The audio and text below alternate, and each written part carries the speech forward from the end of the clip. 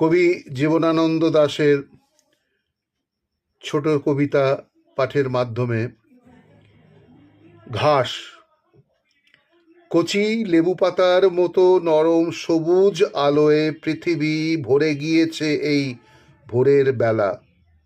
কাঁচা বাতাবির মতো সবুজ ঘাস তেমনি সুঘ্রাণ হরিণেরা দাঁত দিয়ে ছিঁড়ে নিচ্ছে। আমারও ইচ্ছা করে এই ঘাসের ঘ্রাণ হরিৎ মদের মতো গেলাস গেলাস পান করি। এই ঘাসের শরীর ছাড়ি, চোখে চোখ ঘষি ঘাসের পাখনায় আমার পালক। ঘাসের ভিতর ঘাস হয়ে জন্মাই কোনো এক নিবিড় ঘাস মাতার শরীরের সুস্বাদু অন্ধকার থেকে নেমে। দ্বিতীয় কবিতা, হাজার বছর শুধু খেলা করে। হাজার বছর শুধু খেলা করে অন্ধকারে জোনাকির মতো।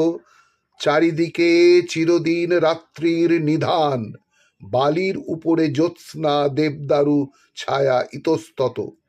বিচূর্ণ থামের মতো দ্বারকার দাঁড়ায় রয়েছে মৃত ম্লান।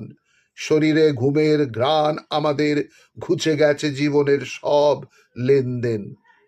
মনে আছে শুধালো সে, শুধালাম আমি শুধু বনলতা সেন।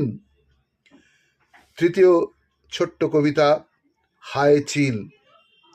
হায় চিল, সোনালি ডানার চিল, এই ভিজে মেঘের দুপুরে তুমি আর কেঁদো নাকো উড়ে উড়ে ধানসিঁড়ি নদীটির পাশে।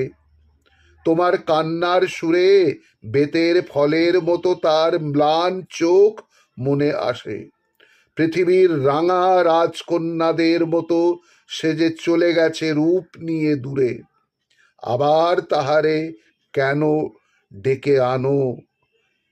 কে হায় হৃদয় খুঁড়ে বেদনা জাগাতে ভালোবাসে?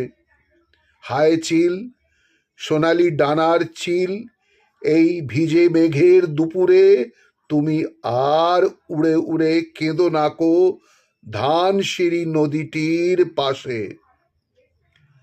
এইভাবে কবি জীবনানন্দ দাশকে শ্রদ্ধার্ঘ নিবেদন, প্রণাম জানিয়ে তাঁরই রচনা ছোট তিনটে কবিতা আপনাদের মাঝে উপস্থাপনা করতে পেরে গর্বিত, আপ্লুত।